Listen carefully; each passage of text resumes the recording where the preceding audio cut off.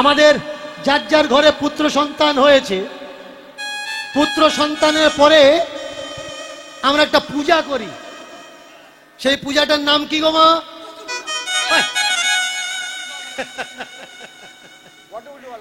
পূজাটার নাম ষষ্ঠী পূজা। কি মা এদিকে হয়তো ষষ্ঠী পূজা। আর এই ষষ্ঠী পূজাতে একটা নিষিদ্ধ বস্তু দেওয়া হয়, নিষিদ্ধ বস্তু, যেটা পূজাতে আনা উচিত না। তার নাম কি? আতা,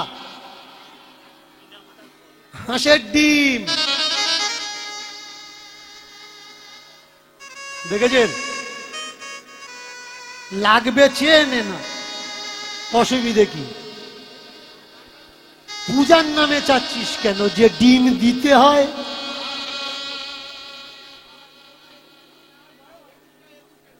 একুশটা। এবার বলুন, যে ব্যক্তি ডিম দাবি করে ও ডিম রেখে যায় না নিয়ে যায়? দিয়ে যায়।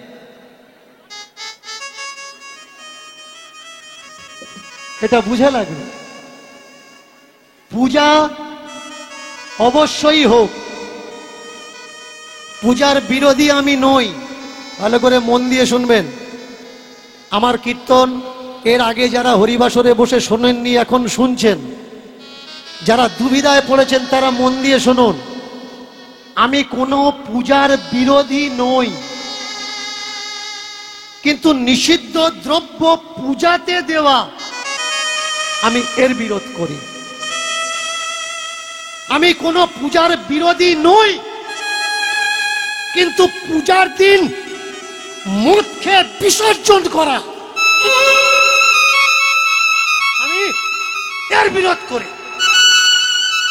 আজকে যারা যারা বলছে দীনকৃষ্ণ ঠাকুর আমাদের ধর্মকে শেষ করে দিল,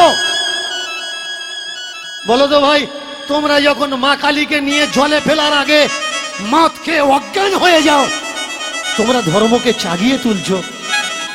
তোমরা যারা মায়ের নামে বিসর্জনের নামে রাত 12টা পর্যন্ত ডিজে বাজিয়ে নাচছ, মদ্যপান করে গাঁজা খেয়ে যতক্ষণ না নাচতে নাচতে সবকটা শুয়ে পড়েছে, 2-3 জন যারা সলিড আছে তারা বলছে এই দে আর নেচে লাভ নেই, এবার ফেলে দে। বলো তো দেখি, তোমরা কি ধর্মকে উঁচু করে তুলছো? আমি ধর্মের বিরুদ্ধাচরণ করি না, কিন্তু ধর্মের নামে কুৎসিত ভাবের বিরুদ্ধাচরণ করি। ধর্ম হোক না, আমরা ঠাকুর তুলবো, ঠাকুর পূজা করব, বিসর্জন 7 ঘন্টা বাজিয়ে হোক, আনন্দ করে নয়, চোখের জল দিয়ে হোক।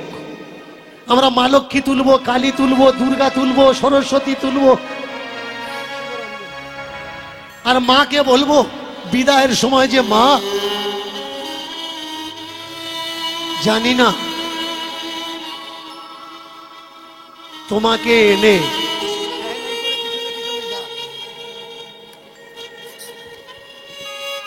জানি না তোমাকে ঠিক ঠিক আচার বিচার করে মানিয়ে নিতে পেরেছি কিনা। তোমাকে বিদায় দিতে মন কাঁদছে মা, প্রাণ কাঁদছে। আসছে বছর তুমি আবার এসো, আর সেই বছরটা যেন তাড়াতাড়ি আসে, দেরি করে না আসে। বলুন তো, বিজয়ের নামে এমন উচ্ছৃঙ্খল কেন আমরা? বিদায় তো কষ্টের হয়, বিদায় তো যন্ত্রণার হয়, বিদায় তো বেদনার হয়। বিদায় কি কখনো রাত্রে হয় ডিজে বাজিয়ে লাইট ছেলে গ্রামে গ্রামে ঘুরিয়ে? এটা অপমান নয় আমার সনাতন ধর্মে? ভেবে দেখবেন, যদি ভুল কথা বলি আমাকে বলবেন যে দীনকৃষ্ণ ঠাকুর আপনি ভুল কথা বলছেন। বলুন তো, বাড়িতে যদি আপনার শ্বশুর শাশুড়ি আসে, আপনার আত্মীয় বন্ধু বান্ধব আসে, আপনি রাত্রি বেলায় ডিজে বাজিয়ে এইভাবে কাউকে অপমান করতে করতে বিদায় দিতে পারবে? বিদায় দিতে পারবেন না। তাহলে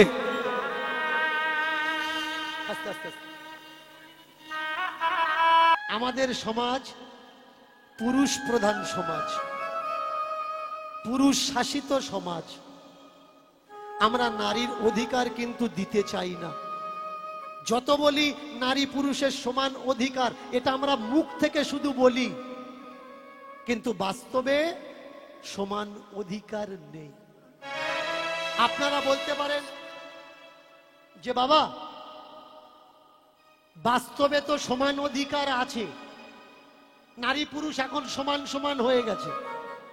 যে বলছে নারী পুরুষ সমান সমান হয়ে গেছে, বলুন তো আপনার ছেলেটা কাউকে না বলে রাত্রে কোনো মেলায় গেছে, এই হরিণখালির মাঠ না এদিকে কি আছে যেন হরিণখালি, তো ওদিকে মাঠে রাত্রের মেলা বেড়াতে গেছে, সকালবেলা আপনার ছেলেটা বাড়ি এসছে, আপনার কাছে বলে যায়নি, তাহলে আপনার ছেলেটাকে কি বলবেন? একটু রাস ঘাস দেবেন আর বলবেন এই না বলে গেছিস কেন? চিন্তা করছিলাম এরপরে যেন না বলে যাবি না, বলে যাবি, তাই তো? কিন্তু মেনে চলুন, আপনার বিয়ে পড়াশুনো করছে আপনার বড় মেয়ে, বিএ ক্লাসে পড়ছে, ফার্স্ট ইয়ারে পড়ছে, তাহলে ফার্স্ট ইয়ার পড়াশুনো করছে, ওই মেয়েটা আপনাকে কিছু বলেনি, হরিণখালির মেলাতে গেছে, সারা রাত থেকে সকালবেলা বাড়ি এসেছে। বলুন একটা ছেলে গেছে একটা মেয়ে গেছে, দুজনার পানিশমেন্ট সমান হবে না আলাদা আলাদা হবে? আমরা মেয়েকে মনে করি দুর্বল জায়গা, কিন্তু ছেলেকে কেউ দুর্বল জায়গা মনে করি না। শুধু তাই নয়, এখনো পর্যন্ত আমার সমাজে অনেক পরিবার আছে ঠাকুরের কাছে প্রার্থনা করে, ঠাকুর আমার ঘরে একটা ছেলে দাও। এই হরিবাসরে অনেক ঠাম্মা দিদিমা পাবেন, নাত বউ যদি অন্তঃসত্ত্বা তোম হরিবাসরে এসে প্রার্থনা করে একটা গোপাল দাও, আমি এত কিলো বাদশার নোট দেব, কিন্তু রাধারানী কেউ চায়, মেয়ে ছেলে কেউ চায় না। প্রত্যেকেই কি চায়? গোপাল হোক, বেটা ছেলে হোক, বেটা ছেলে হোক। আমরা কেমন স্বার্থপর মানুষ দেখুন মায়েরা। মেনে চলুন, আপনার বাড়ির গাবি সে প্রেগনেন্ট, গাই গরুর বাচ্চা হবে, তখন গিয়ে কি বলবেন? ঠাকুরের কাছে কি বলবেন? গোপাল দাও। কালী বাসু দাও, কালী বাসু, যাতে আগেও বাড়াতে পারে। বৌমার বেলা কি চাচ্ছেন, নাদবর বেলা কি চাচ্ছেন? এড়ে বাসুর দাও। আর বাড়ির গাই গরুর বেলা বিচার দেখেছেন, আমাদের টেন্ডেন্সি এখনো পর্যন্ত সেই জায়গায় দাঁড়িয়ে আছে, স্বার্থের জায়গায়। বেটা ছেলে মানে অনেক বেশি, আর মেয়ে ছেলে মানে অনেক ভিন্ন মানের জায়গা। যতই মুখ থেকে বলুক, দেখবেন পেটে বাচ্চা আছে, ও তো জানে না কি হবে। ছেলের মাকে জিজ্ঞাসা করুন, ছেলের বাবাকে জিজ্ঞাসা করুন, ঠাম্মা দিদিমা দাদু এদের জিজ্ঞাসা করুন, হ্যাঁ রে কি চেয়েছিস ঠাকুরের কাছে? ও মুখ থেকে বলে দেবে যা হবে তাই ভালো, ছেলে হলেও ভালো মেয়েও ভালো, কিন্তু ভিতর থেকে ধুকপুক ধুকপুক করছে, ঠাকুর যেন ছেলে হয়, ঠাকুর যেন ছেলে হয়। মেয়ের মা বলছে যা হবে তাই ভালো, ছেলে বলছে যা হবে তাই ভালো, মেনে চলুন, মেয়ে হলো। হ্যাঁ রে কি হলো? খবরটা দিতে গিয়ে কিন্তু থমকাবে, মেয়ে হয়েছে। বলবে ভাই ছেলে মেয়ে তো ওপরওয়ালার হাত, সে দা দেবে তাই তো নেওয়া লাগবে, আমাদের কি হাত আছে? মেনে চলুন, আপনার প্রথম মেয়ে হয়েছে আপনার ঘরে, আবার ওই মা সন্তান জন্ম দেওয়ার মতো পরিস্থিতিতে এসেছে। এবার কি হবে বলুন তো? বুকের ভিতরে ওই বাবা ধুকপুক ধুকপুক করবে, ঠাকুর গতবারে মেয়ে দিয়েছো, এবারে একটা ছেলে দিও।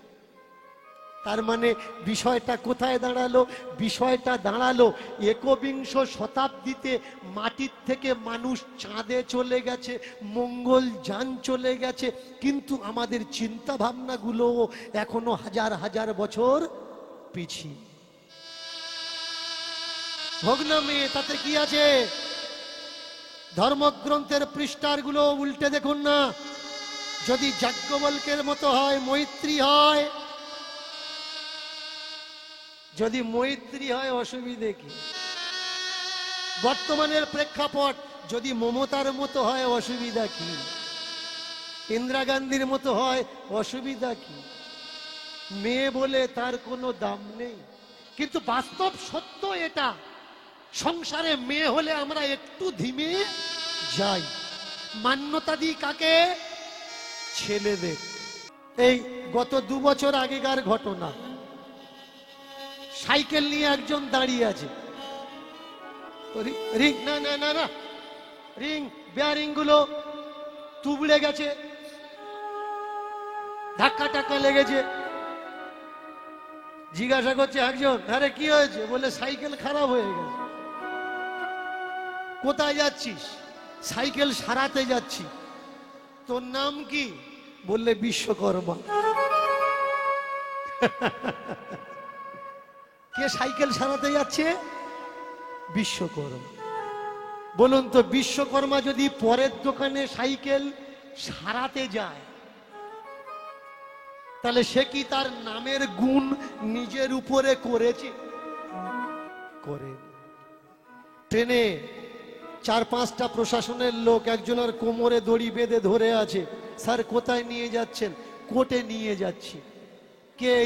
কয়েদি। স্যারের নাম কি? ধর্ম। এর নাম কি? ধর্ম। ও ওর নামের মাহাত্ম্য বোঝেনি, তাই ও আদালতের কাঠগড়ায় উঠেছে। আমাদের প্রত্যেকের কর্তব্য, আমাদের বাবা মা তো এই শরীরকে চিহ্নিত করার জন্য আমাদের একটা নাম রেখেছে, কিন্তু যার যার বাবা মা যে যে নাম রেখেছে, সেই সেই নামকে, বাস্তবে নামের গুণকে ফুটিয়ে তোলার জন্য দায়িত্ব কিন্তু প্রত্যেকের। আর আমরা যদি সেই দায়িত্ব পালন না করি, এই তো 3-4 দিন আগেকার একটা ঘটনা, এক বাড়িতে এক ভিখারি গেছে, গিয়ে বলছে আমার ভিক্ষা দাও। ও ঠাম্মা কোত্থেকে এসছো? অনেক দূর থেকে এসছি গো, ছেলে মেয়েরা দেখে না, খেতে দেয় না, ছেলে বৌমারা খেতে দেয় না, তুমি ভিক্ষা করে খাচ্ছ? হ্যাঁ। তুমি নিজে রান্না করো? হ্যাঁ। ওই তোর দাদু আছে, আমরা দুজনে মিলে রান্না বান্না করি আর খাই। তা দাদু কোথায়? দাদু শরীর অসুস্থ, দাদু বাড়িতে আছে। ও দিদিমা তোমার নাম কি? লক্ষ্মী। লক্ষ্মী ভিক্ষা করে খাচ্ছে, ভাবতে পারছেন? দাদুর নাম কি? বললে নারায়ণ। শরীর অসুস্থ হয়ে বিছানায় শুয়ে আছে। কেন? কেন? নামের মাহাত্ম্য আমরা বুঝিনি, তাই তো ধর্ম জেল খাটছে, বিশ্বকর্মা ভাঙা সাইকেল নিয়ে ঘুরছে, লক্ষ্মী দরজায় দরজায় হাত পাচ্ছে। মা বলে উঠলে এমন নাম আমি আমার ছেলে রাখবো না। দায়িত্ব যখন আমার দিলে, বলো তো পৃথিবীতে সব থেকে আগে মাইনে রাখে কি? ছেলের বাবা বলে উঠলে কর্ম। পৃথিবীতে কোনটা মাইনে রাখে বাবা? কর্ম। মালা নিয়েছো, ঝোলা নিয়েছো, বৈরাগী হয়েছো, কিন্তু ফলের দোকানে দাঁড়িয়ে থাকতে থাকতে ভিড় বলে পা দিয়ে মাল টেনে ঝুলির ভেতরে ভরছো। এ কর্মটা ঠিক কর্ম নয়। জীবনে কোনটা মাইনে রাখে? ওক্ষুনি আবার বলবে মালা তিলকের বললে, সাধারণ মানুষের বললে না। এ কথাটা সবার জন্যই প্রযোজ্য, সে সাধু সাজা মানুষ হোক আর না সাজা মানুষ, সংসারী হোক। জীবনে মাইনে রাখে কোনটা? মাইনে রাখে কর্ম। তারপরে মাইনে রাখে কি? তারপরে মাইনে রাখে ধর্ম। ভালো করে মন দিয়ে শুনবে, যে জায়গায় আজকের আমি এসে দাঁড়িয়েছি, কর্ম আর ধর্ম বড় মারাত্মক। এই জায়গায় বিশ্লেষণ করতে গেলে রাত কেটে যাবে, সমস্যার সমাধানে আসা যাবে না। কিন্তু আমাদের কাছে অত সময় নেই। যতটুকু সময় আছে এই সময়ের ভিতরে ছোট্ট করে আমরা জেনে নেব। এবার মন দিয়ে শুনুন, জীবনে কি মাইনে রাখে?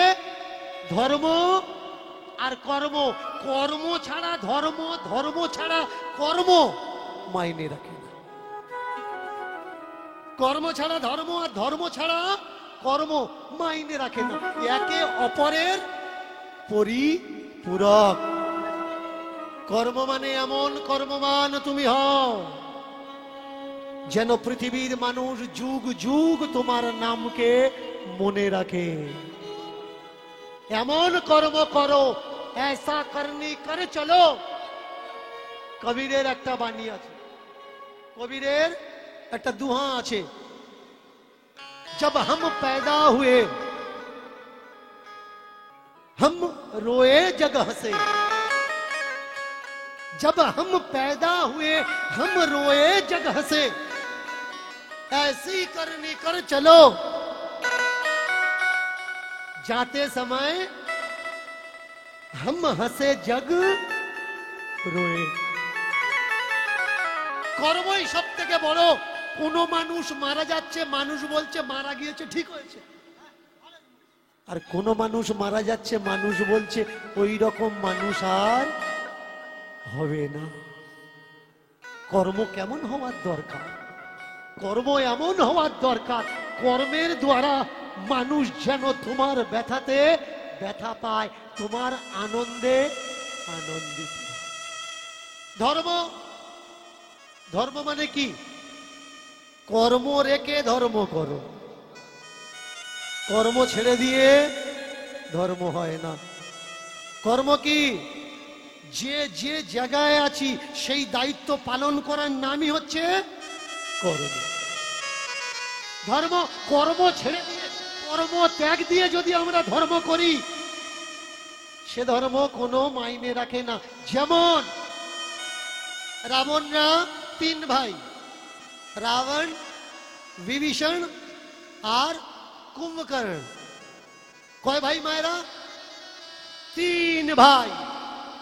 এবার বলুন, রাবণ জয় জয়কার একটা নাম, তাই না? যার শত্রু সব থেকে বড়, সেই মানুষ অত পরিচিতি, অত ফেমাস হয়। রাম এত ফেমাস কেন?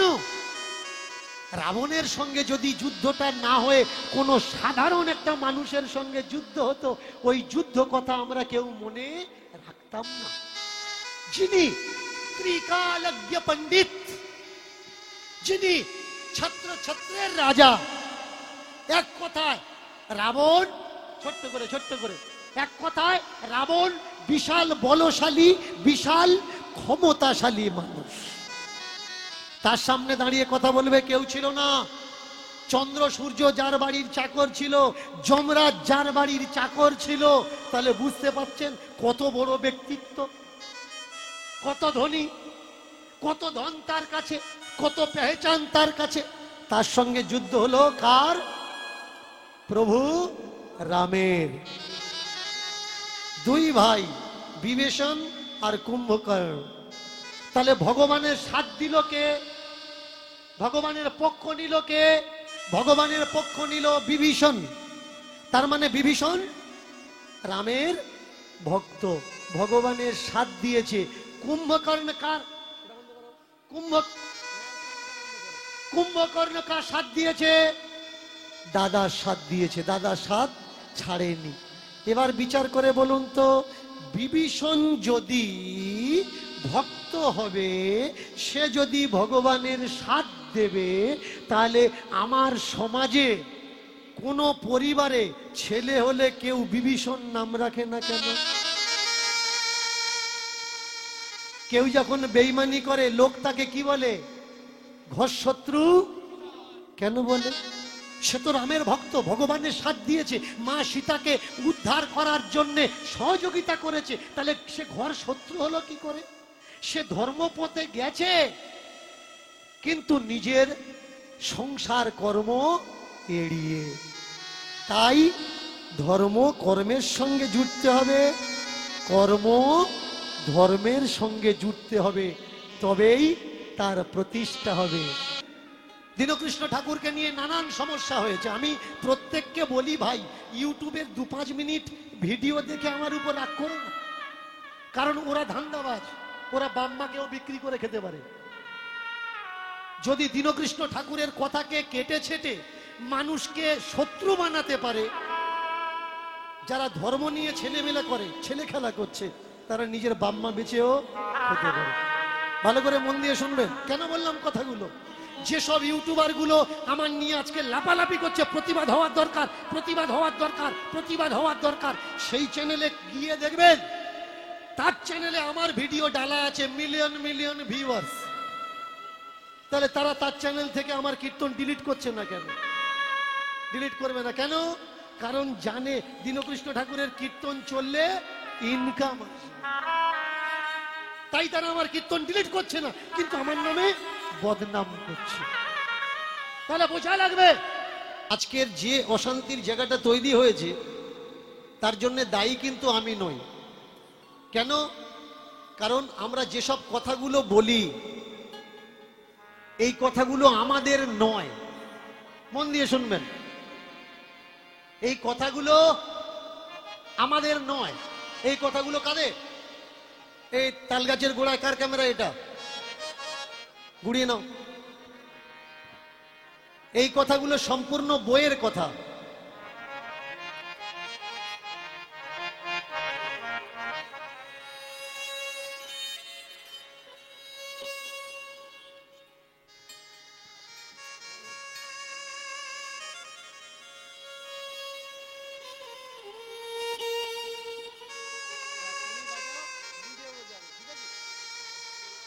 আমি প্রত্যেকটা হরিবাসরে দাঁড়িয়ে বলি, মন দিয়ে শুনবেন, যে কোনো সাধু গুরু ব্রাহ্মণ বৈষ্ণব দিয়ে আমার কোনো রাগ নেই। আমি আবার রিপিট করছি, ভালো করে মন দিয়ে শুনুন। কোনো সাধু গুরু ব্রাহ্মণ বৈষ্ণব দিয়ে আমার কোনো রাগ নেই, কিন্তু যারা সাধু নয়, অসাধু ব্যক্তি সাধুর পোশাক পরে ধর্মকে ধান্দা বানিয়ে আমার সমাজকে ভুল দিশা দেখাচ্ছে, আমি শুধু তাদের জন্য কথাগুলো বলি। আর সেই জায়গায় এই ইউটিউবার গুলো কেটে ছেটে ছাড়ে। দেখো দীনকৃষ্ণ ঠাকুর সাধুকে অপমান করছে, দেখো দীনকৃষ্ণ ঠাকুর ব্রাহ্মণকে অসম্মান করছে। কোন ব্রাহ্মণ বৈষ্ণবকে আমি অসম্মান করি না, কিন্তু যে ব্রাহ্মণ বলছে আপনার বাড়িতে পূজা করতে গিয়ে আমরা কারোর হাতে খাই না, অথচ মনের মাথায় দাঁড়িয়ে চা গিলছে, আলুর দম দোকানে গিয়ে ডিম ভাজা গিলছে, আমি তাদের বলি, যারা মনে করে দীনকৃষ্ণ ঠাকুর শান্ত হয়ে গেছে তাদের জানিয়ে দিচ্ছি, আই নো ইউ, আমি আগুনের শিখা, আমি আন্ধি, আমি তুফান, আমি জানি না আমি আর জন্মাবো কিনা, কিন্তু আমি সেই, আমি দীনকৃষ্ণ ঠাকুর নই। আমি কে? যারা প্রতিবার প্রতি যুগে প্রতি পদে ইতিহাসের পৃষ্ঠায় যাদের নাম সোনার অক্ষরে লেখা আছে, আমি সেই মানুষ। ভালো করে শুনুন, অন্যায়ের বিরুদ্ধে আপোষ করব না, আর আমার সমাজের মানুষদের অন্ধকারের পথে আমি যেতে দেব না।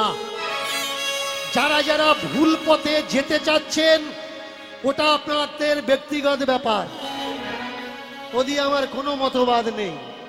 আপনারা যান, আপনাদের জীবন, আপনারা কি করবেন ওটা আপনারা বুঝবেন। কিন্তু যারা আমাকে কীর্তনের গান গাওয়ার জন্য বায়না করে নিয়ে আসে, সেই সব কমিটিরা স্পষ্ট আমার বলে দেয় যে বাবা ধুয়ে রেখে দাও। বাবা সাহেব আমাদের হাতে কনস্টিটিউশন, সংবিধান তুলে দিয়েছে। আমাদের সব থেকে বড় শক্তি কথা বলার শক্তি, সংবিধান। তো আমরা মারপিট করব কেন? আমরা কথা বলবো, বই পড়বো, জেনে নেব।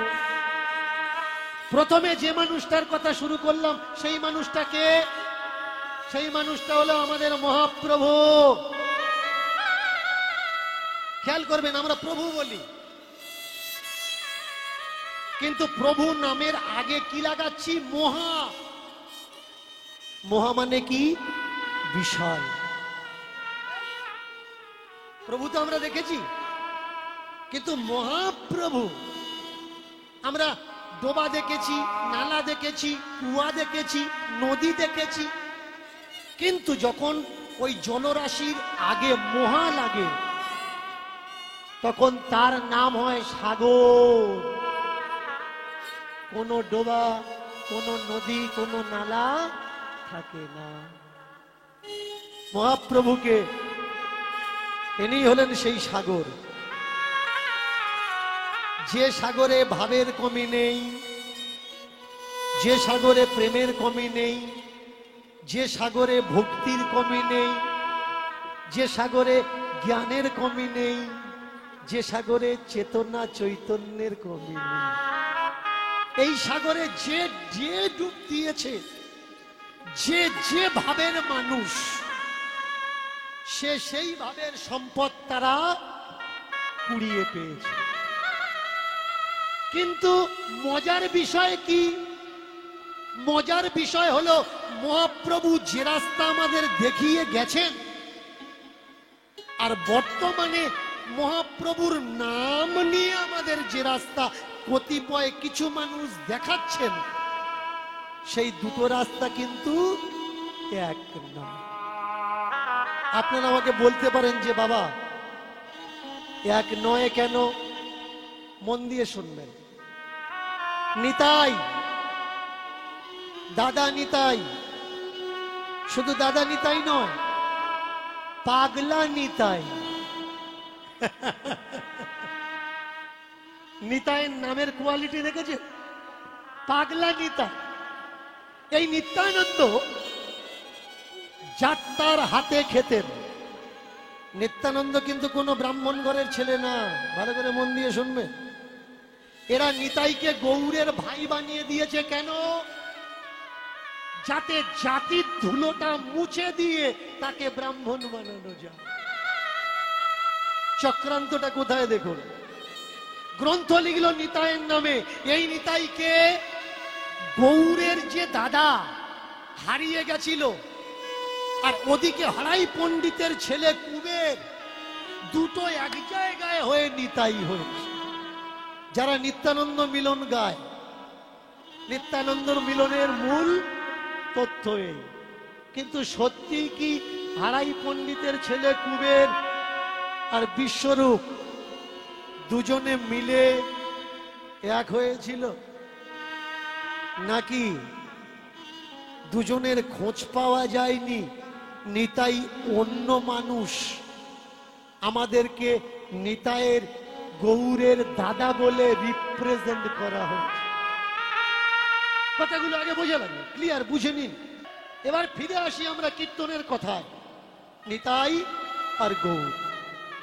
নিতাই কি চাইতেন? নিতাই চাইতেন ধর্ম মানে শীতলতা হোক, সমান হোক। তাই এই নিতাই যেখানে যেতেন, যার বাড়িতে যেতেন, বাধা নিষেধ করতেন না। এর হাতে খাবো না, ওর হাতে খাবো না, তার হাতে খাবো না। নিতাইয়ের কোনো ডিমান্ড ছিল না।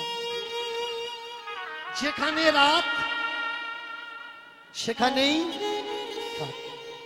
তার মানে কি? বিছানা হলেও ভালো, না হলেও ভালো। নিতাই বুঝে গেছিলেন এই পৃথিবীতে চিরাচরিত ভাবে থাকার জন্য কেউ আসেনি। তো চাহিদা করে ডিমান্ড করে কি হবে? যে কদিন আছি ত্যাগ মন্ত্র নিয়ে, ত্যাগ মন্ত্র দিয়ে, সাম্যবাদ ভ্রাতৃত্ব দিয়ে আমরা চলে যাব। চিন্তা করুন, এই নিতাই তৎকালীন সময়ে সব থেকে বেশি শিষ্য ছিল কার? দাদা নিত্যানন্দ। বিয়ে করলেন শেষ বয়সে গিয়ে। নিতাইয়ের বিয়ে নিয়ে অনেক অশান্তির জায়গা তৈরি হয়েছিল আমাদের এই সমাজে। এক বিয়ে করলেন না, দুই বিবাহ করলেন। কোন বাড়িতে বিয়ে করলেন? যে বাড়িতে তিনি শিষ্য বানিয়েছেন সেই বাড়িতেই তিনি বিবাহ করেছেন। নিতাই কি শিক্ষা দিতে চেয়েছিলেন? যে সংসার ত্যাগ দিয়ে কখনো ধর্ম হয় না, সংসার করে ধর্ম করে। আগে বোঝা লাগবে এগুলো ভাই। আমার গৌরাঙ্গ মহাপ্রভু তিনি কে চেয়েছিলেন?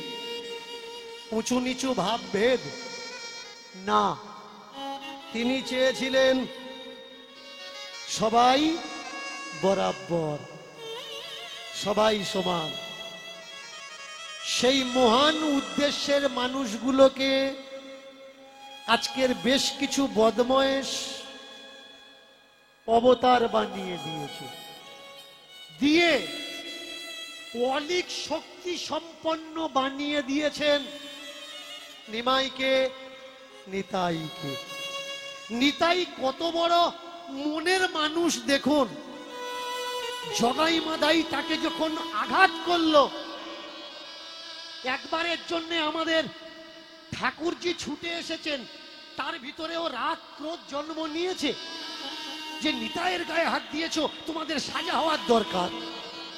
কিন্তু দাদা নিতাই কি বললেন? গৌর,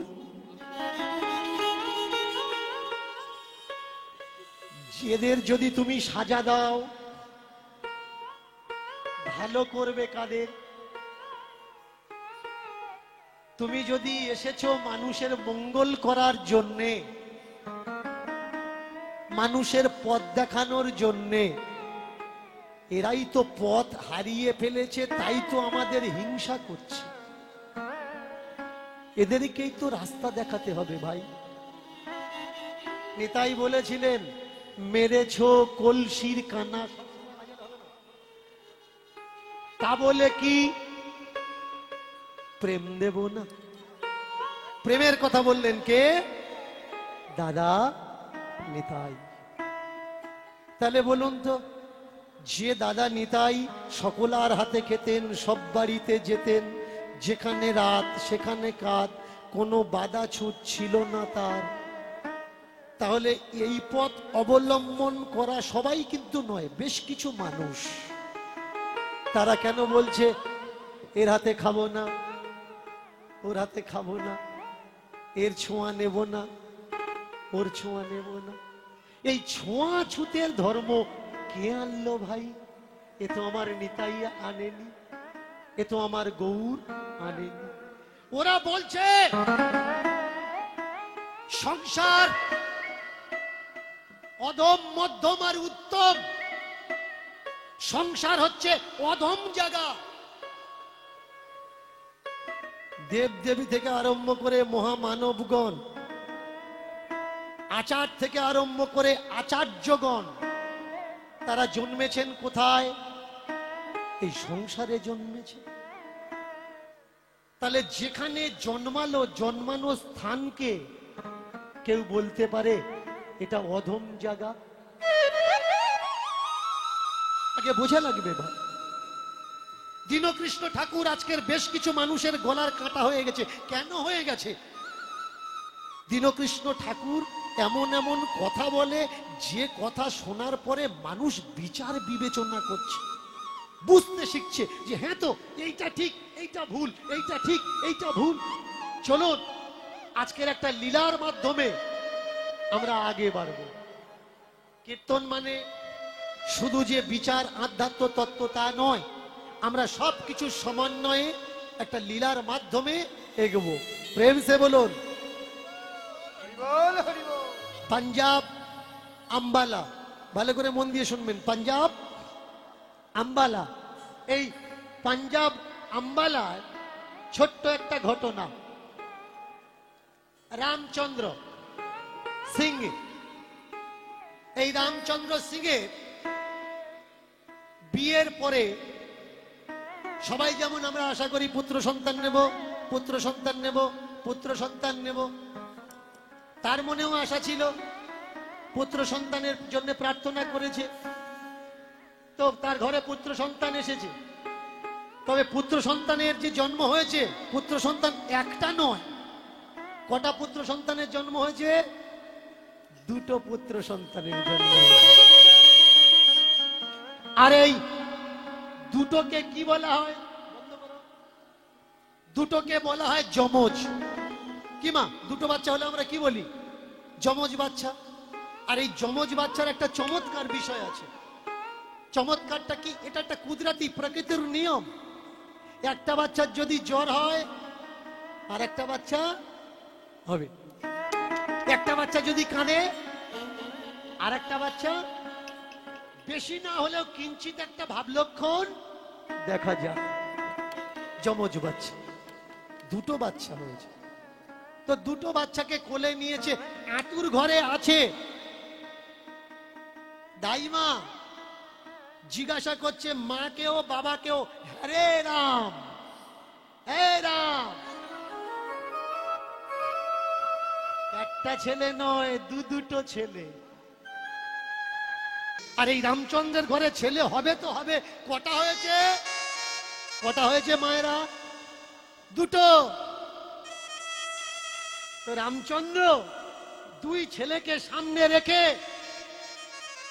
ভাই মাকে বলছে, ও ধাই,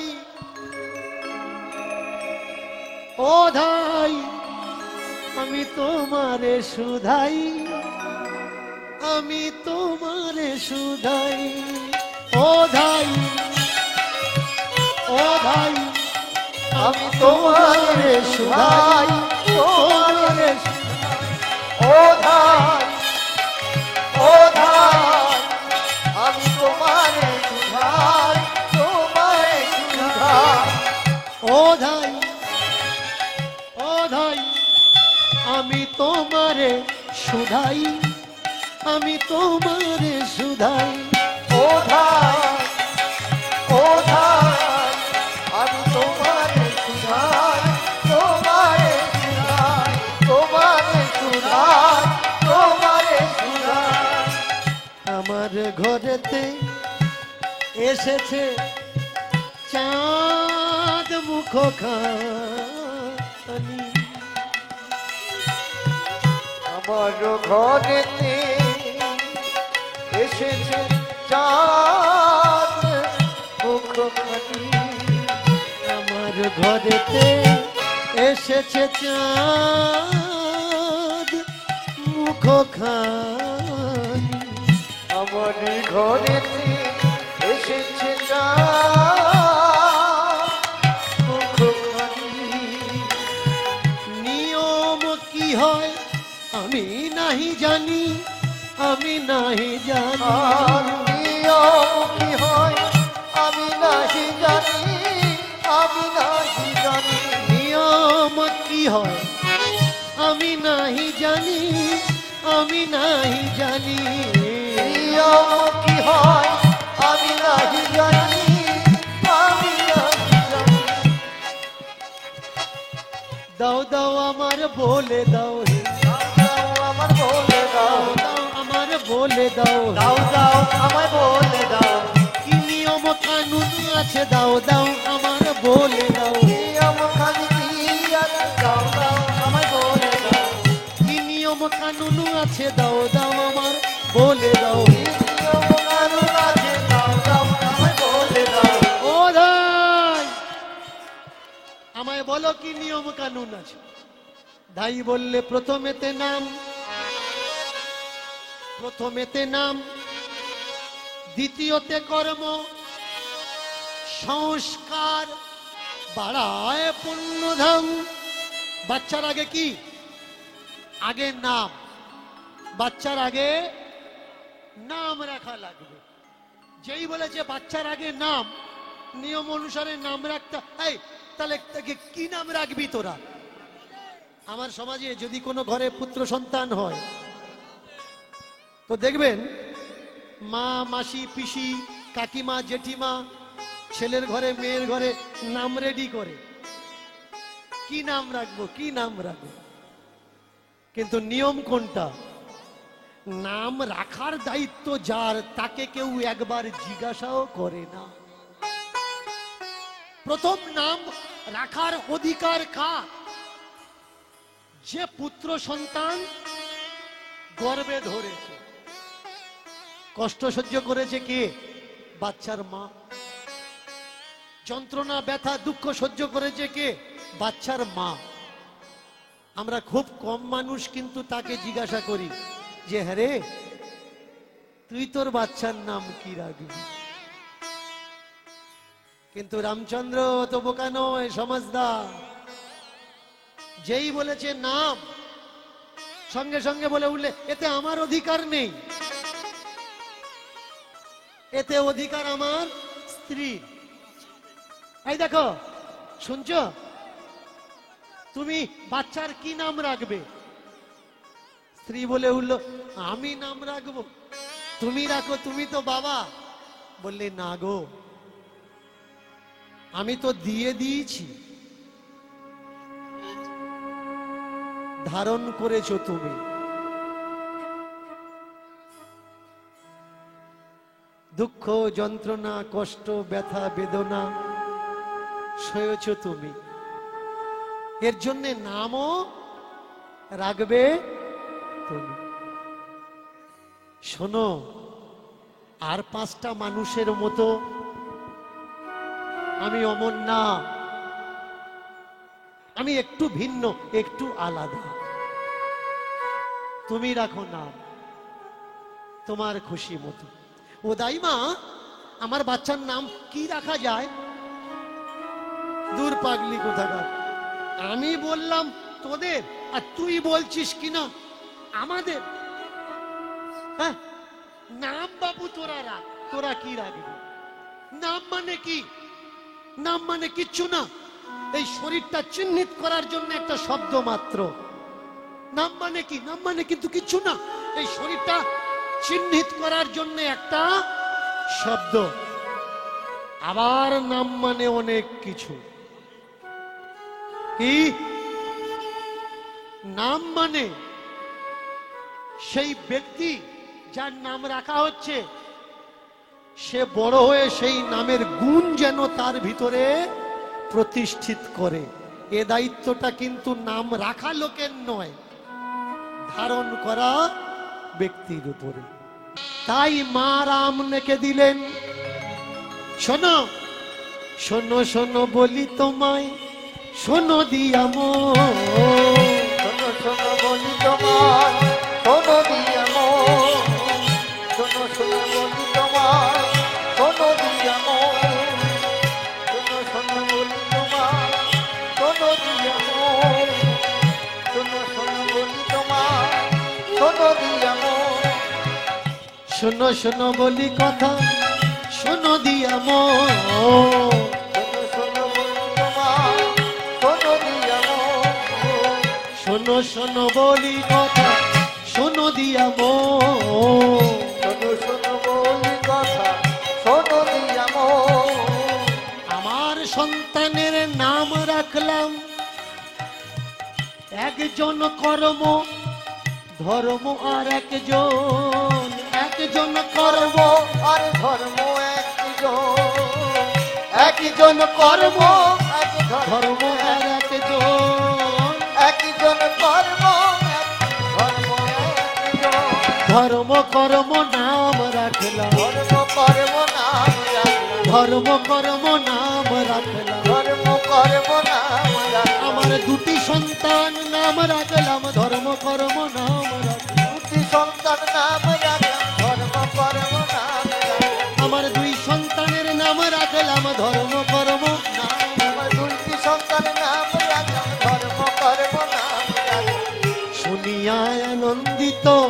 হলো দেখো মন, শুনিয়া আনন্দিত হলো দেখো মন, শুনিয়া আনন্দিত হলো দেখো মন, শুনিয়া আনন্দিত হলো দেখো মন। এত জ্ঞান তোমার মধ্যে আমি বুঝিনি আগেও কখন, এত জ্ঞান তোমার মধ্যে আমি বুঝিনি, এত জ্ঞান তোমার মধ্যে আমি বুঝিনি তখন, এত জ্ঞান তোমার মধ্যে আমি বুঝিনি আগে কখন, আর এত জ্ঞান তোমার মধ্যে আমি বুঝিনি আগে কখনো। আজ আমি চিনে নিলাম, আগে আমি চিনে নিলাম, ওগো আগে আমি চিনে নিলাম, ও আগে আমি চিনে নিলাম, ওগো আমার সহধর্মিনী আজ আমি চিনে নিলাম, ও গো আমার সহধর্মিনী আগে আমি চিনে নিলাম, ওগো আমার সহধর্মিনী, ওগো আমার জীবন ও সাথী, গো আমার সহধর্মিনী, ও গো আমার জীবন সাথী, ওগো আমার সহধর্মিনী, ওগো আমার জীবন ও গো সাথী, আমার সহধর্মিনী, উলুধ্বনি তাই গৌর হরি হরি বল। ও গো আমার জীবন সাথী, সহধর্মিনী আগে আমি। আজ আমি তোমায় তোমায় চিনে নিলাম। দুই ছেলে মানুষ করতে, লালন পালন করতে কত কষ্ট হয়, তবুও প্রতিবেশী আপনজন সবাই সাহায্য করে তাদের দুইজনা। আর ওই দুটো ছোট্ট ছোট্ট ছেলে ধীরে ধীরে কালক্রমে তারা বড় হয়ে দেখো, ধীরে ধীরে কালক্রমে তারা বড় হয়ে গেল, ধীরে ধীরে কালক্রমে তারা বড় হয়ে দেখো, ধীরে ধীরে কালক্রমে তারা বড় হয়ে গেল, ধীরে ধীরে কালক্রমে তারা বড় হয়ে দেখো, ধীরে ধীরে কালক্রমে তারা বড় হয়ে গেল। প্রভুর কৃপায় প্রভুর লীলায় জগতের করুণা, প্রভুর কৃপা প্রভুর কৃপায় জগতের করুণা, প্রভুর কৃপায় প্রভুর লীলায় জগতের করুণা, প্রভুর কৃপায় প্রভুর লীলায় জগতের করুণা, প্রভুর লীলায় প্রভুর কৃপায় জগতের করুণা,